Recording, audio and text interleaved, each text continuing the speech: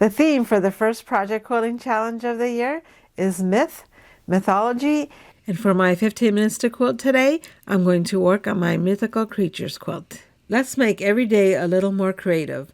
I dedicate at least 15 minutes a day to quilting, and I invite you to join me as you work on your own projects. Let's share our progress and inspire each other on this creative journey.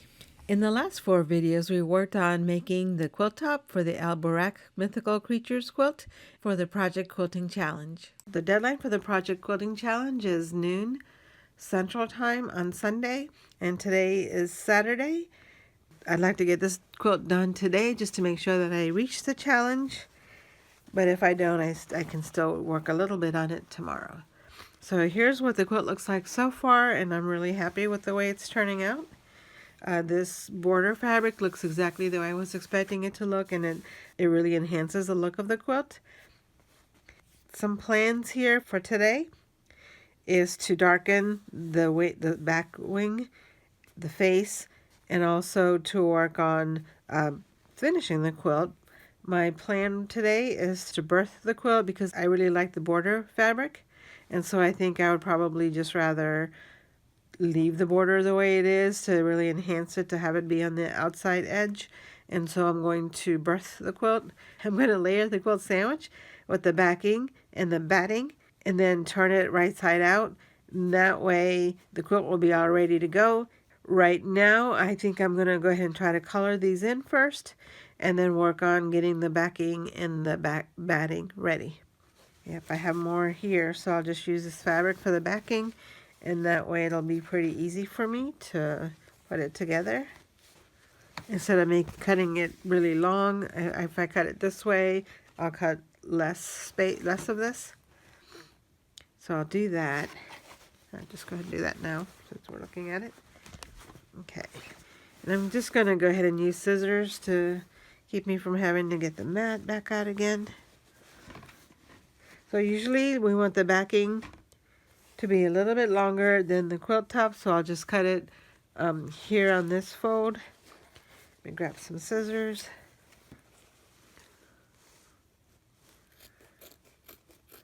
My fabric scissors are not here right now, but this will work just fine. It'll just be a little bit extra work. And this is going to be trimmed off anyway, so it'll be fine the way it is now. I can just trim all of the quilt in the whole sandwich together at the same time. Okay, the other thing that I would need to do is to get the back batting ready. I don't like to use big pieces of batting for these smaller quilts because it just seems to me like it's going to be a waste. So I'm going to I'm going to sew these together. It's called Franken batting when you combine all your little batting scraps together to make enough batting for a quilt. And then the other thing I want to do on this quilt is to, let me move this out of the way because I don't want to get my lace all dirty, is to make this darker. I'm a little bit afraid to do this because I'm not really good at drawing, but I really do want this to be darker. And so let me grab some pencils. These are Inktense pencils, and these are water-soluble ink pencils, and you can use them on fabric. Basically what you would do is you can get them wet, put them on the fabric, and then you want to press it to secure the die. I think this is going to be my best bet. So what I did was I grabbed a little bit of water here, and so I'm just going to get the pit because I want to make sure that it stays within the area. I don't want it to get too far out into the other parts of the quilt. I'm just going to go ahead and dip the pencil in the water and then just try to lightly put it where it belongs. And we'll hope that it works.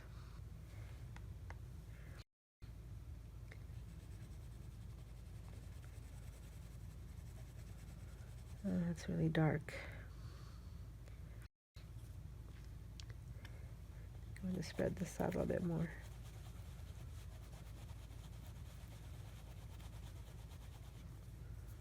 It's going to dry a little bit lighter than it is, but maybe it just looks dark to me because it actually looks orange too.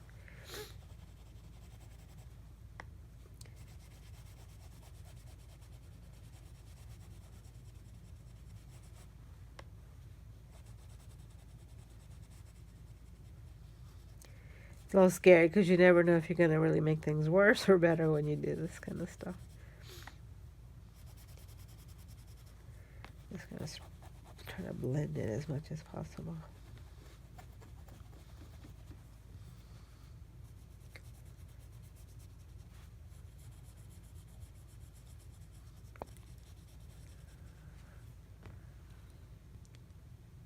Okay, I brought out a paintbrush and a napkin.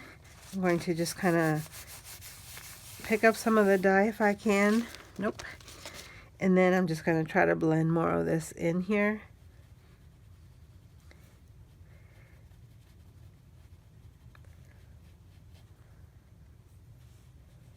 With just a small amount of water.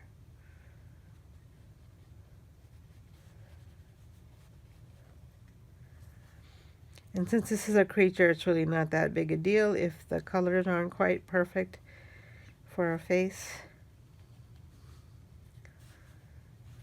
This looks a little bit better anyway.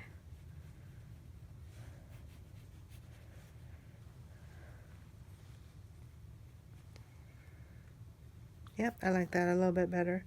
I do want to put the nose and the eyebrows in. So this is black. Maybe a darker brown would work better.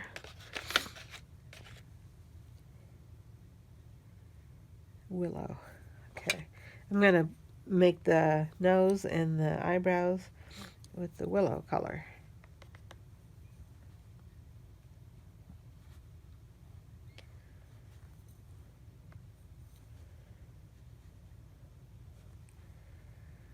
Yep, that looks good. This eyebrow is a little bit low, but I think it'll be okay. Probably trying to make it better is going to make it worse. This one almost looks like it needs ears.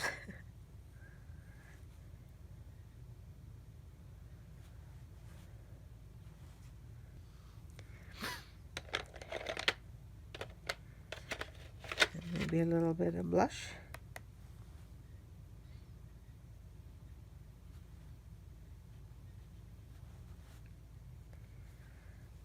I'm going to blend that one in too.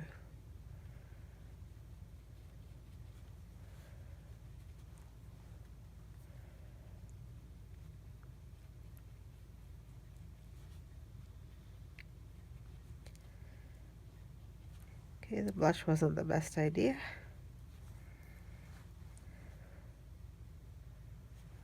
Oh, that was supposed to be the willow.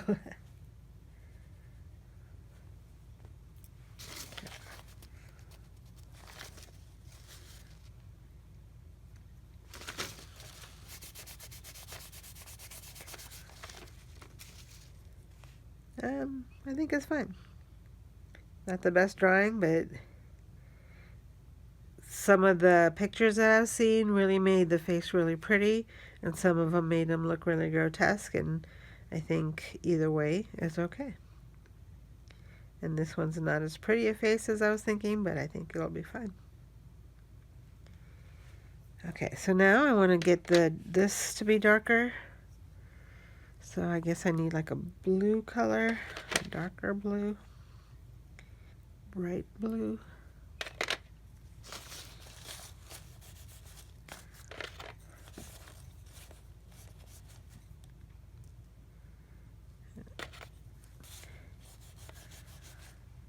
This one's darker. Let's try this one. I think what I can do is just put this color in these white spaces. That'll make it darker without being overly so.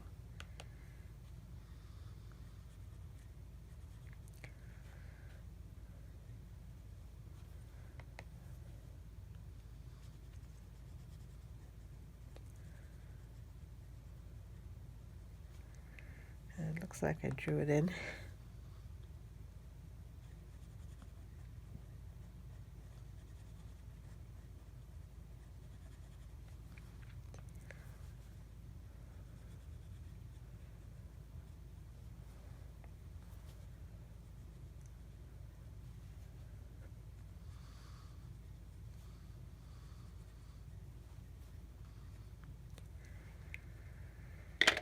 Maybe I'll get this a little bit darker.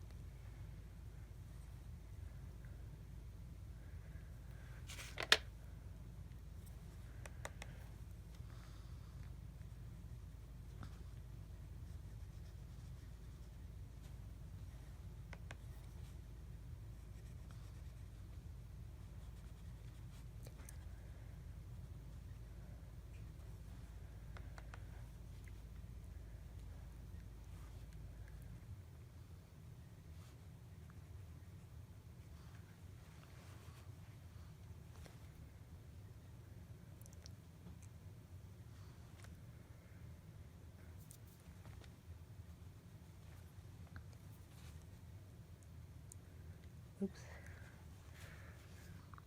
I don't really know if I made this any better, but I think it's close enough. We'll just leave it this way, because I think the more I try to work on it, the worse it's going to become.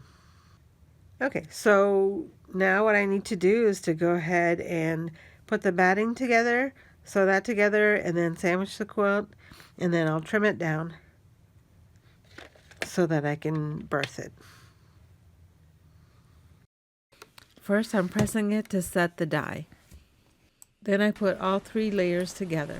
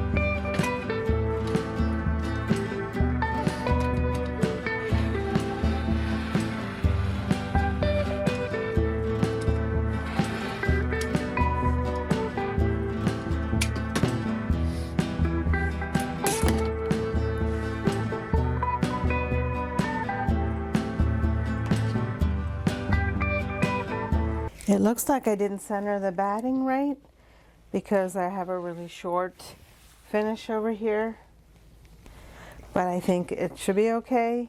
There's, from this angle, it looks like there's a very small amount of background. From here, it looks like a very small amount of border fabric here and a very big amount down here.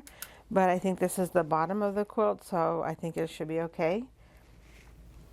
That there's a big ground that the horse is walking on.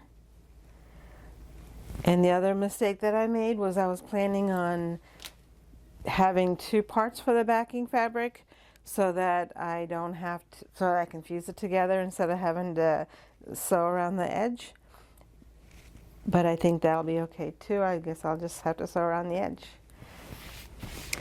So I think this is ready. I'm going to go ahead and just sew all the way around the edge, except leaving a space for me to be able to turn this quilt around.